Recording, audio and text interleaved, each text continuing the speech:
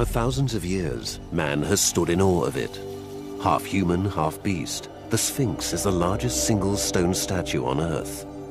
To some it gave power, to others it brought terror. To all of us, it remains a mystery. What is it? Who built it? And why? Now, after 20 years of research, a leading Egyptologist believes he has pieced together clues that lead him to the Sphinx's creator. A great pharaoh that history has forgotten. He has unwrapped the story behind the most mysterious icon of the ancient world. Such a powerful image that every time you look at the Sphinx, you see new things. His new thinking has taken him on a journey to confront accepted history and finally to solve the world's most famous enigma. An identity lost, a mystery unraveled, the Great Sphinx revealed.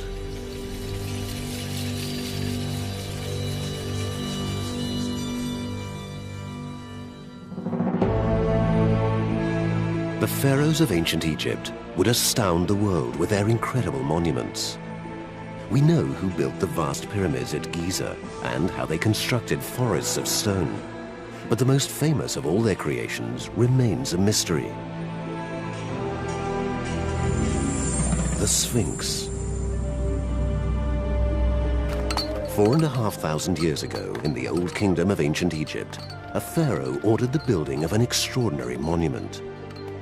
His craftsmen set to work on the Giza plateau outside today's Cairo.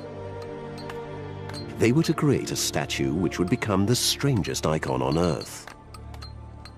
The story of this remarkable pharaoh was lost through the slip of a pen in the 1930s, when an archaeologist simply wrote him out of history. But the statue this pharaoh created has survived.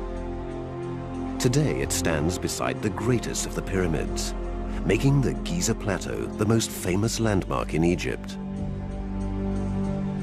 At 20 meters high and 80 meters long, the Sphinx remains the largest single stone statue in the world. It is also the biggest mystery. Now, Egyptologist Vasil Dobrev believes he's found the answers. His research has taken him 20 years. After he moved to Cairo, the Sphinx became his life. He was immediately enchanted by its strange shape. I get fascinated by this combination of an animal body and a human face. The Sphinx is one of the most studied monuments. Yet Vasil wasn't convinced by any of the accepted archaeological explanations as to who created it or whose face it bears. It is incredible. The most important image of Egypt, the Sphinx, and we just cannot say who it was with certainty. And then I said to myself, there is something to do here. It's an open door. So Vasil set out to re-examine the evidence. He picked his way across the Giza Plateau. Here lie the tombs of the pharaohs and their families. Archaeologists have labeled every one of them, making this one of the most studied sites on Earth. But despite their findings, Vasil has managed to unearth new evidence which could overturn accepted history and lead him to the Sphinx's creator. But the clues haven't always been easy to follow. False trails and dead ends hide the footsteps of the past. Over 4,000 years of history have created blind alleys. And the archaeology around the Sphinx has become a labyrinth of conflicting ideas. Vasil's journey begins with the earliest recorded mention of the Sphinx. It's found on a curious stone tablet known as the Dream Stela, which lies between its paws. It was inscribed, and it was to play a major role in creating the Sphinx's dark mythology. It tells the story of a young prince called Thutmose, who went hunting on the Giza Plateau.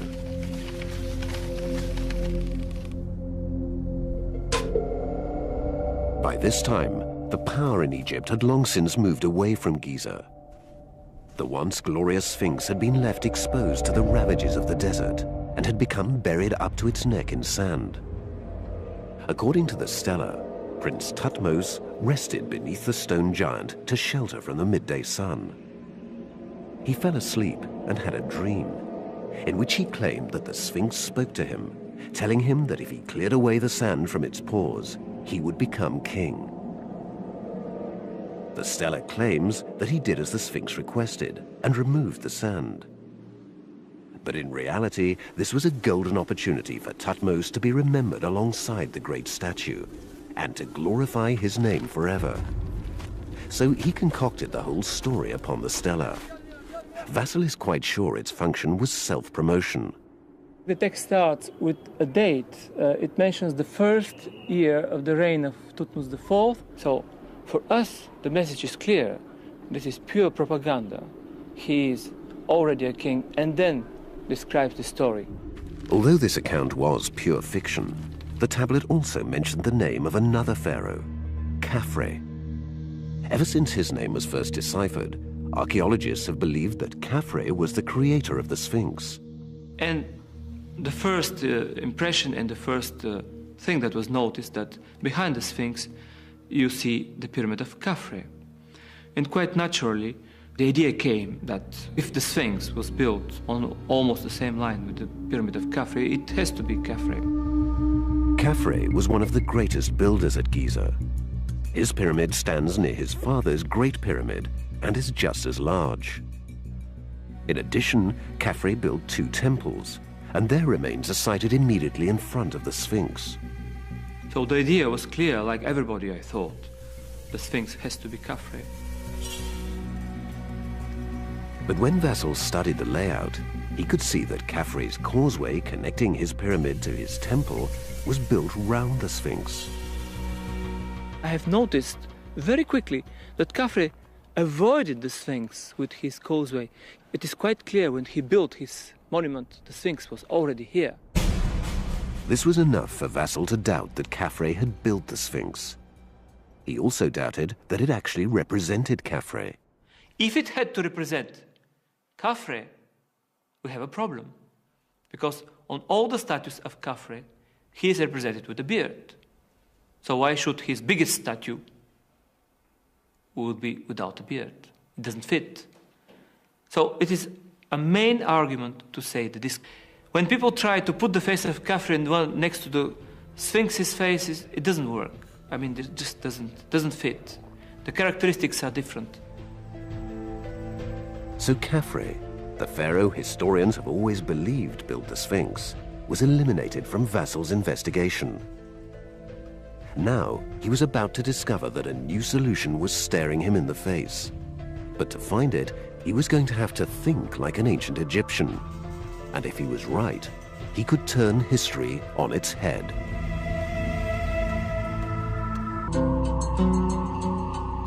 Vasil Dobrev's search to find the creator of the Sphinx has led him to eliminate Khafre, the pharaoh believed by many to have built it.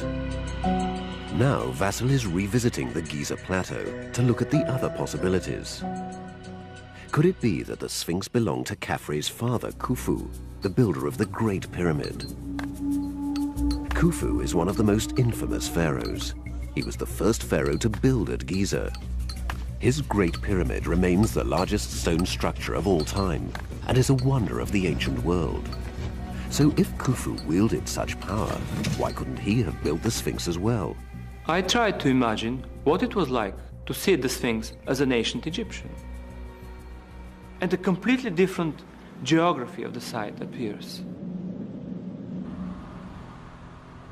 Today, when we visit the Sphinx, we approach it from the east, coming from Cairo. So, when we visit the Sphinx, we see it face on, and behind naturally comes the pyramid of Khafre. So they seem belonging one to the other. But I try to imagine how it would have been at the time of the pharaohs. Did they approach from here? And most probably they were coming from the south, or over there. This was because the Giza plateau was once very different. There was a vast network of waterways. Just 100 yards below the Sphinx stood a harbor connected to canals. They were created to bring in stone for the building of the Great Pyramid. At this time, the other pyramids hadn't yet been built.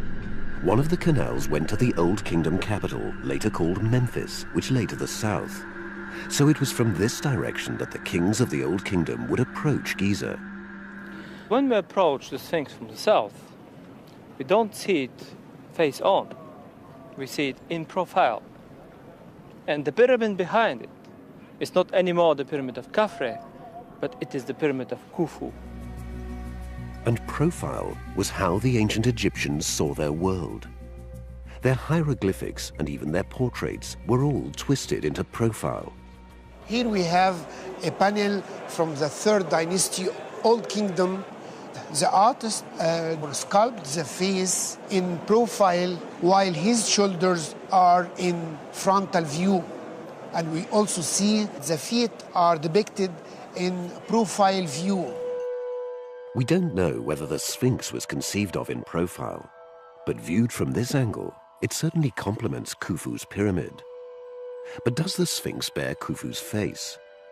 This is the only known statue of him, a small reminder of the pharaoh who built the biggest pyramid of all. Despite the difference of scale, there do appear to be similarities. Khufu's face on the small statuette, for example, we see his chin he has, very square chin. The Sphinx has the same feature. It is a characteristic feature of Khufu. It's hard to make an accurate comparison because the Sphinx has been so badly damaged. The face actually didn't look at all as it was at the beginning because it is heavily destroyed. The nose is missing, the eyes are touched, the mouth is destroyed, the ears are half destroyed. The destruction began after Thutmose cleared away the sand. The Sphinx was then left for another 1,000 years and became covered once again. But it was such a provocative image, it could never escape attention. It was when the Greeks arrived in Egypt that the real damage began. Inspired by the stone giant, they named it the Sphinx and came up with their own mythological beast. Their Sphinx was an evil female creature, and from that moment, the Egyptian original became confused with the Greek creation. For the Sphinx, this would spell disaster. By Western myth, that it was seen as a pagan symbol, and an Arab sheikh set out to deface it. But he only succeeded in breaking away its nose. It was as if the all-seeing Sphinx had secret powers after all. This attracted treasure hunters in search of secret chambers. Their misguided attempts only added to the damage. But the Sphinx would survive them all. When you cannot destroy an image, you start to fear it. So that's why they have called him Abu el-Hol, Father the Terror. And from that moment, legends start to surround the Sphinx. By the 20th century, showing scant respect for ancient monuments, British soldiers were using the Sphinx for target practice. Besides being damaged, the Sphinx had also been heavily restored. It's now hard to imagine that it was ever carved from one piece of natural rock, and equally hard to work out what is original and what is not. Theorists in search of fantasy and secret chambers are still attracted by random shafts like this, which were in fact often cut by tomb builders, little knowing that beneath the sand lay the Sphinx's body. The most confusing find made here has been the remains of a giant stone beard. Vassal has already established that Khufu was never depicted with one. So if this beard is genuine, it could present his theory with a serious problem. Fragments of this beard survive in the Cairo Museum. Having fitted the pieces together, Vassal doubts that they were carved at the same time as the Sphinx. This is what we call the divine beard, with the characteristic zigzag pattern. These are just a few fragments of a huge beard found at the site of the Sphinx. But the question is, did the Sphinx always have a beard, or was it added later? If the Sphinx's beard had been carved in one piece from the same rock as its face, the beard would have damaged the chin when it broke away. But there are no signs of such a break. All Sphinxes which once did have beards show signs of a rough fracture. This is a Sphinx with a beard originally, because the beard was cut together with the chin out of the same stone. So when you cut it off, you see the traces. In the Great Sphinx of Giza, if there was a beard from the original statue, you would have seen the traces of the beard. This leads Vassal to conclude that the Sphinx's beard was a later addition. His investigation hasn't unearthed a single beard from the time of the Sphinx to match the pattern. He's only been able to match the Zeta period, the New Kingdom, 1,000 years after the Sphinx was built. But this is where Vassal has found new evidence. Until now, this small statue was the only commonly acknowledged representation of Khufu. But through extensive research, Vassal discovered other depictions of Khufu that have never been closely studied. They add further weight to his argument. Out of the 7-8 images known of the face of Khufu, not a single one has a beard. And the Sphinx doesn't have a beard. So there are great chances that it represents Khufu. Vassal's last clue, which points to Khufu, is the nemes, the striped headdress with a distinctive pattern. The nemes of the Sphinx is pleated. 2 small pleats and 1 large, repeated one after the other. This type of nemes was used for at least one statue of Khufu. After more than 2 decades of painstaking research, the profile view, the facial features, the lack of a beard, and the markings on the nemes have all convinced Vassal that the Sphinx represents the pharaoh Khufu. But extraordinarily, he doesn't believe that Khufu built it.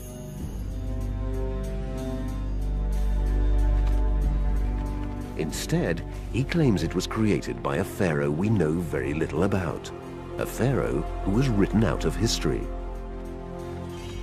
His name was Djedefre, the son of Khufu. Until now, no Egyptologist has ever suggested that he built the Sphinx. I'm proposing, well, this is actually I think it's the first time it has been proposed, that the Sphinx has been built after the death of Khufu by his son, Djedefre, that succeeded him immediately. Vassal believes that Djedefre inherited a broken nation. His solution was to build the most powerful image ever known.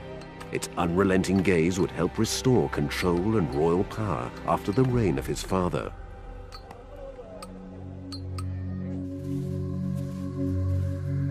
Khufu's funeral marked the end of an era. A powerful and ruthless pharaoh, Khufu constructed the largest pyramid of all time, a wonder of the ancient world. For Djedefre, this was a hard act to follow. And it wasn't made any easier by his father's reputation. The Great Pyramid took over 20 years of back-breaking labor to complete. And this followed the exhausting building projects of Khufu's own father. Maybe after more than half a century of building, the morale of the country was broken. Finishing the pyramid of Khufu was the hardest job that the Egyptians have ever done. We can imagine that at the end, there could have been quite a lot of people that didn't like the king anymore. But despite these problems, Djedefre went on to become a visionary pharaoh. Vassal has discovered that Djedefre's influence would transform the Giza Plateau. But the story of his remarkable reign has always been overlooked, until now. It was believed that under the dark cloud of a family rift, Djedefre moved away from Giza, turning his back upon his family. But Vassal's research shows otherwise. I have pieced together some evidence that shows clearly that the presence of Djedefre in Giza was quite important. And this evidence was known, but unfortunately not really interpreted. The reason was that in the 1930s, respected archaeologist George Reisner published his masterwork on the Giza Plateau. He made unsubstantiated claims about the life of Djedefre that masqueraded as facts. But Vassal is confident he can now set the record straight. George Reisner was an American archaeologist who excavated the Giza Plateau, and his archaeological methods became a standard. And when he arrived to the reign of Djedefre, he in fact created a story around the reign of Jedefre. Reisner wrote that Jedefre came from a Libyan branch of the family and wasn't the true heir. He believed that the title belonged to his older brother, Kawab. Reisner thought that Jedefre had tried to murder Kawab in order to take the throne. We have absolutely no evidence to support this, but it was written in a very famous book, and slowly it became the rule. Jedefre the bad one, Kawab the poor one. Reisner turned this family saga into history. He cast Jedefre as the plotter and schemer. Reisner claimed that when the moment was right, he murdered his older brother Kawab to take the throne. And this explained why Jedefre hadn't built his tomb at Giza, because he had fallen out with his family after the murder of his brother.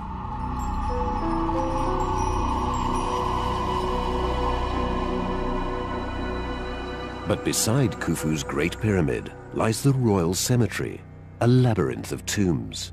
And here, Vassil's investigation takes us to the evidence to show that Reisner was wrong. This is the best image that we have of Prince Kawab, a son of Khufu and consequently Jedefre's brother. This is the man who was allegedly murdered by Jedefre. But inside this tomb we have evidence that disproves this. And here it is. This is a list of the estates donating offerings to Kawab's daughter. And one of them bears the cartouche of Jedefre. If Jedefre was really the murderer of her father, why would his name be here? Vassil now begins to explore Jedefre's reign and what he really did. He discovers that Jedefre was a visionary builder who, far from abandoning his family, set out to strengthen it and to reclaim the support of the nation. One of his extraordinary structures is high up at Abu Roash, 6 miles from Giza. This site ensured his monument stood even higher than his father's pyramid. But building it didn't break the back of the country. Abu Roash, one of Egypt's highest natural sites, almost at the same level as the top of the Great Pyramid. Until now, archaeologists have thought that this was a pyramid. But Vassil is the first to suggest that Jedefre, son of the sun god, actually built a solar temple. Because of the location, the top of the monument would have been closer to the sun than almost anywhere else in Egypt. Inside, its design was inventive. For the first time, the structure didn't require hauling heavy stones uphill. This monument here in Abu Roash has been cut in the mountain, an enormous ramp going down. Instead of hauling up these heavy granite stones, Jedefre brought the stones down. Jedefre's ramp was so effective that later pharaohs adopted the design. After Khufu's pyramid, all the monuments, all the pyramids will have their chambers under, in the rock. But if this was Jedefre's temple, where was his pyramid tomb? It set Vassil's mind ticking. He re-examined some graffiti discovered at a site called Zawiat El Arian. And Vassil came across the name of Jedefre, written during the 2nd year of his reign. Vassil is the first to suggest that this was the site of Jedefre's pyramid. The surviving lower courses are as large as those of his father's Great Pyramid. Howard Hawks filmed them for his Hollywood epic. But wasn't Jedefre turning his back on his family at Giza, just like George Reisner thought? In fact, Jedefre is quite a traditional king. He did exactly what his grandfather did, and his father. He built a monument on a new site, as they did. Far from abandoning Giza, Jedefre then returned there to build the greatest of all his monuments, the Sphinx. But in an age before iron tools, how was the world's largest single stone sculpture actually built?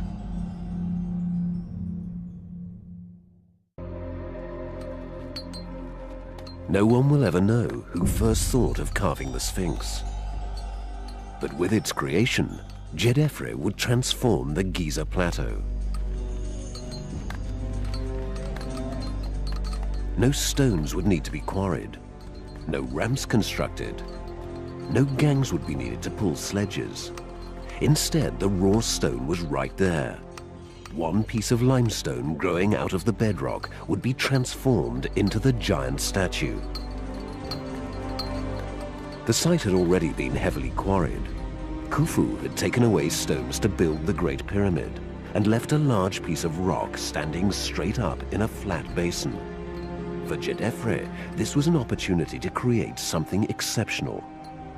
This was the first big statue. We are in a period of big things. They just have built the biggest pyramid, and they built the biggest statue. The two biggest monuments of Egypt are there, one next to the other.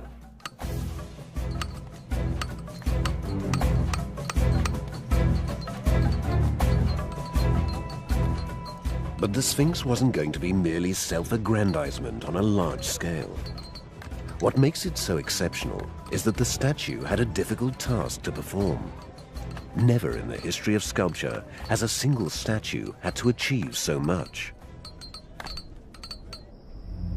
The reason was that pharaohs believed that they lived on forever after death.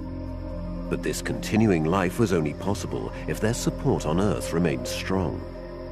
Djedefre was all too aware that his father's power had weakened towards the end of his life. Even during Khufu's reign, his mother's tomb had been raided, and this had been the very worst thing that could have happened. It made a mockery of everything they believed in. If there is no respect, there is chaos. Everything will collapse. This is the main idea of ancient Egypt, the life after death.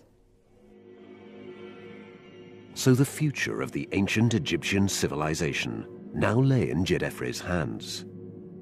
He had to ensure that his father's power was reinstated at Giza to safeguard his own support on Earth.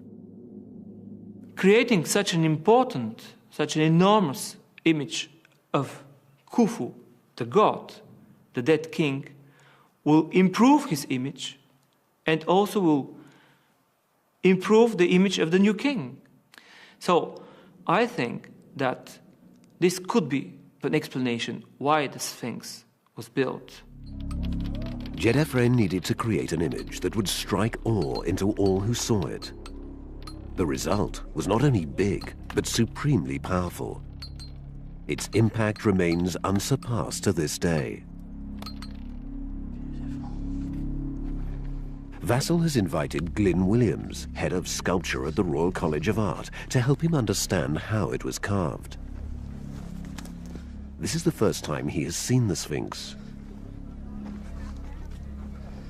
It's a beautiful, beautiful, simple, an enormous size.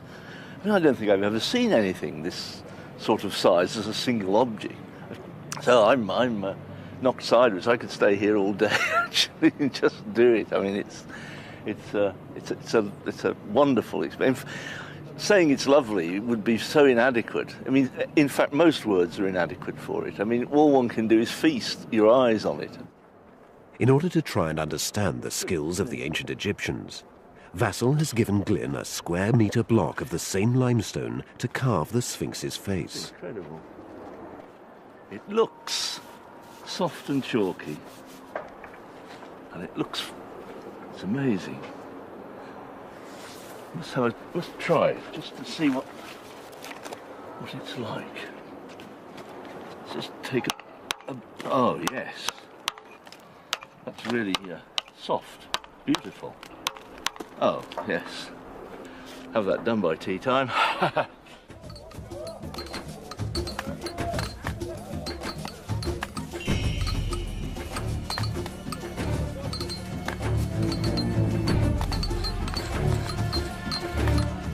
Like the ancient Egyptian craftsman, Glyn has to mark the outline to figure out which sections of stone to cut away. In carving, you have to think in reverse. You have to take away all the stuff that's not there. The nose has to be left, a piece of stone left for the forehead, a piece of stone left for the chin. like. It's like emptying a bath of water around an object. As the water goes out, it leaves the prominent bits up.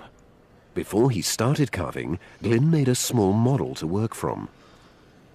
I find it very useful to have a maquette which you can simply put some basic measurements on and knock off the bits of stone that you know you don't want. I don't know whether the Egyptians would have done something similar. It's likely they may have done, particularly working on a scale like this.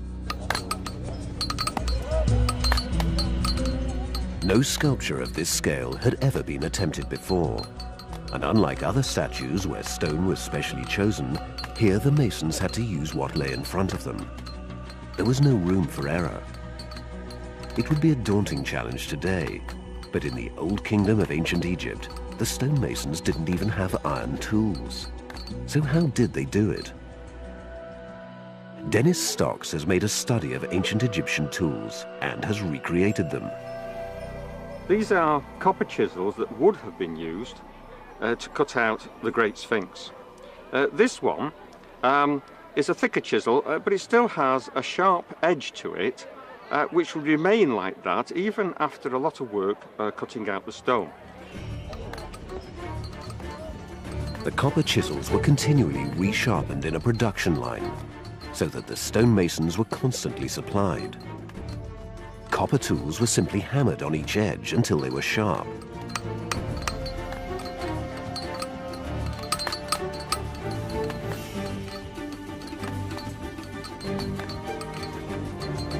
Ancient Egyptians were highly experienced organizers. Although the Sphinx was the largest stone statue ever made, it required far fewer workers than pyramids. Well, one could imagine the state itself being a huge machine which controlled workers at every level, starting off with Pharaoh himself and then passing his instructions down to the Grand Vizier, then to other viziers below, who then instructed foremen and then incorporated draft workers. There were people having to shovel all the debris away, all the shards of limestone that were showering down onto the site. Then the scaffolding had to be put in position, people using cord in order to lash those together. Having roughed it out, the master draftsman now can see places that now need more refinement.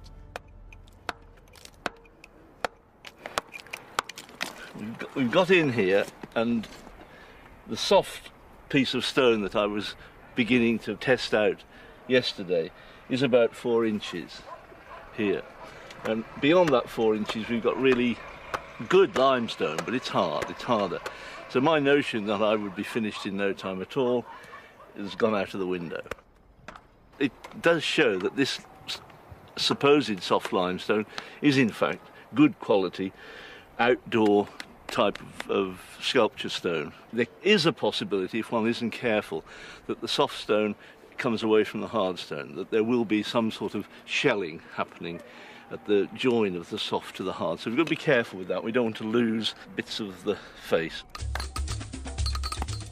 The workmen never knew if there were weaknesses hidden in the rock. Tragedy could strike at any moment. As they worked downwards, the quality of the limestone deteriorated. And as they carved the hindquarters, they encountered a fissure.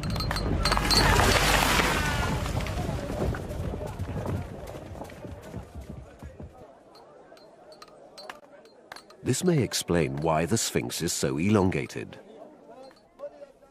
Perhaps they carved on past the problem in order to get back to good rock and complete the rear of the Sphinx.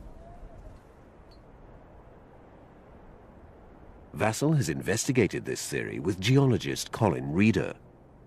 The main fissure runs right along the floor of the enclosure and through the pores and the rear part of the body of the Sphinx. People have suggested that it was the presence of this fissure cutting through the limestone that affected the proportions of the Sphinx. The site of the Sphinx is known to have been the remains of Khufu's quarry, left over from when he built his Great Pyramid 4,500 years ago. But because mythology is so intoxicating, some geologists have claimed that the Sphinx dates back as early as 30,000 years ago, long before any known civilization on Earth. The evidence for their wild claim was that the rocks would have needed 30,000 years to become so eroded. But Colin Reeder disagrees. He believes that 4,000 years would have been easily long enough. These heavily eroded rocks, these rocks with a rounded appearance, they don't need 36,000 or even 10,000 years worth of rainfall to explain these features. Water running off the plateau is just one of many factors here that could easily weather these rocks in just a few thousand years. You've got abrasion by sand in the higher parts. Chemical weathering is going to be quite an active agent here. The effects of runoff, periodic runoff, all these processes would have combined to produce this scale of weathering. Vassal is satisfied by the geological evidence. There is nothing it has offered up that deflects his belief that the Sphinx was built during the reign of Djedefre, around 4,500 years ago. He believes that he built it to display his power as the son of the most revered god, the sun god Ra. From the beginning of his reign, Djedefre searched for stability, because what does his name mean? Djedefre means I'm the son of Re. And this is extremely strong. From an ideological point of view, the idea was set up. Now we need to show, to act. And maybe the first act of this theoretical idea was building the Sphinx. As the first pharaoh to call himself the son of the sun god, the Sphinx was Djedefre's ultimate symbol of power. The lion symbolized the sun. The Sphinx also represented his father Khufu as a god. Only when pharaohs died did they become divine. Because of this, Vassal is convinced that Khufu could never have built the Sphinx for himself. The fusion of these ideas in the form of the Sphinx would ensure Djedefre's success in this world and the next.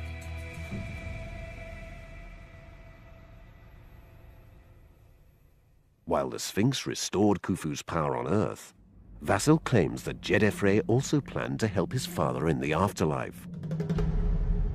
To do this, Djedefre came up with another extraordinary invention.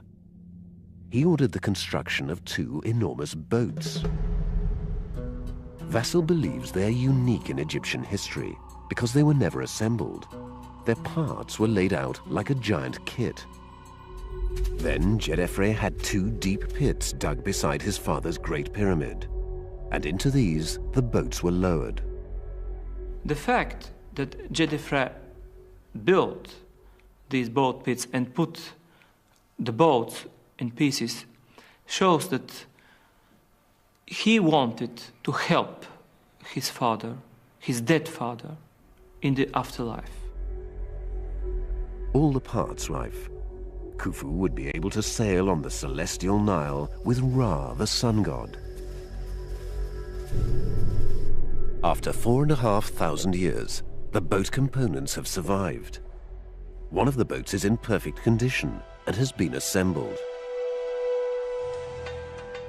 After Djedefre buried the boat parts, the pits were covered. Then the Great Pyramid's enclosure wall was completed, covering the hidden pits. The boats were so well hidden that they weren't found until 1955. Archaeologists discovered them beneath 42 stone blocks, each weighing 20 tons. These were covered in writing, which Vassal has studied. We have on the stones that cover the boat pits dates and the names of Djedefre. And one of the dates is speaking about the 11th year of the reign of Djedefre, and most people overlooked this evidence. Amongst the graffiti was found this symbol of 3 falcons which Djedefre adopted as his crest. It's significant because it underlines Djedefre's loyalty to his family lineage. His father Khufu had 2 falcons, and his father before him 1 falcon. While the boats would protect Khufu in the afterlife, it was the Sphinx that would look after him on Earth. But to Vassal, it seemed unlikely that the Egyptians would have attempted to build a Sphinx for the very first time on such a scale. So he began to investigate whether there had been Sphinxes before. We could not trace when the idea of a Sphinx started, But what we know is that during the reign of Djedefre, sphinxes existed. Djedefre had a liking for sculpture, and the royal workshops were kept busy during his reign. Up until Djedefre, Old Kingdom sculpture had been built on a small scale. It was designed for royal tombs. Often it was only displayed in special rooms. Statues were usually seated. Sculptors paid little attention to their backs, since they were almost always set against the wall. Vassal has discovered that Djedefre was fascinated by stone. He's found the quarry where Djedefre, as the son of the sun god, would collect the rare diorite rock prized for its golden glow. And this has led Vassal to a sculpture which shows that the Great Sphinx may not have been the first.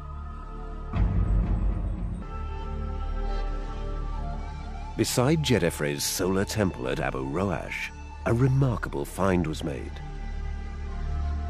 From diorite stone may well be the very first Sphinx. At the back, where it's broken, Vassal believes that it was once attached to an animal body. And another Sphinx has been discovered, this time female, possibly of Djedefre's wife. Beautiful piece. It is. It's the first time I see it. Really? Yes. Very little is known about this Sphinx, and it creates great debate amongst Egyptologists. But it's a further indication that Sphinxes were being made during Djedefre's reign. They might even have been prototypes for the Great Sphinx itself, where the carving reaches perfection. Glyn Williams has discovered that their sculpting skills were highly advanced.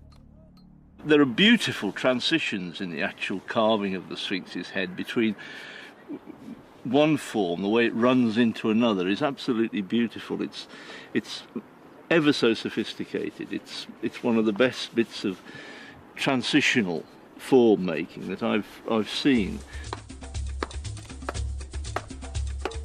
Djedefre's craftsmen might have carved Sphinxes on a small scale, but a sculpture of this size presented a whole new set of problems.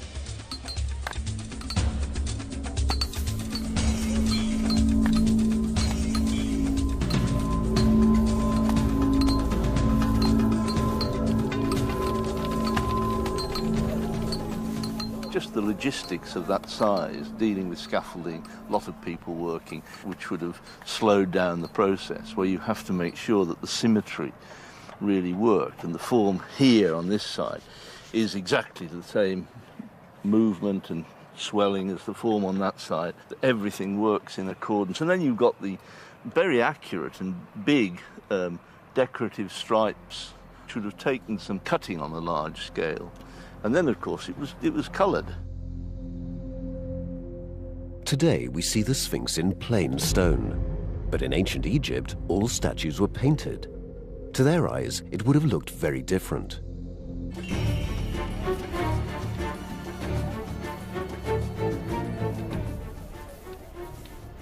The face was red, definitely. The nemes was painted with colors.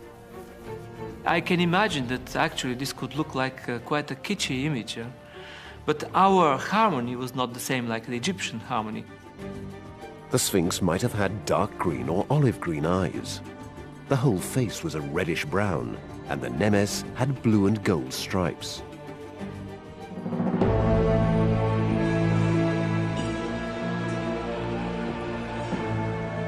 This striking image would become a landmark in ancient Egyptian history. The Sphinx brought such strong and powerful ideas that stayed for eternity, and Djedefre gave to Giza a new face. When Djedefre became pharaoh, he faced an enormous challenge. He knew that he'd inherited a weak and disillusioned country from his father. But his innovative reign would lay the foundations of the future.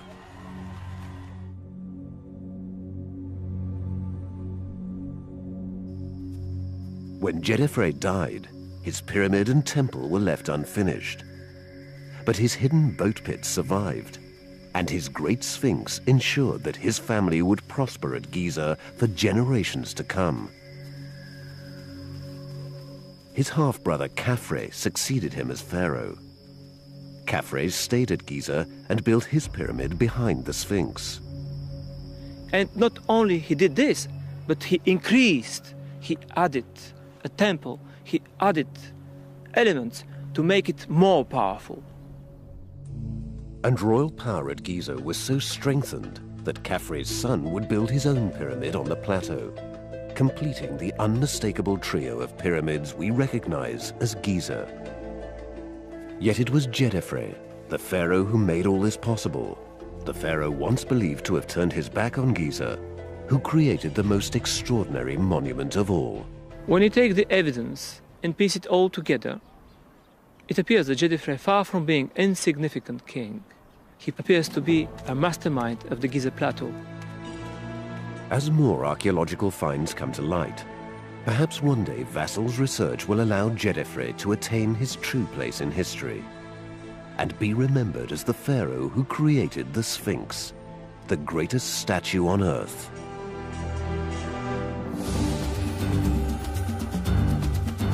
America's Finest next on 5. The CSI team get involved when a woman appears to have drowned in the desert. That's at 10 after the Miami investigators do their stuff. Next.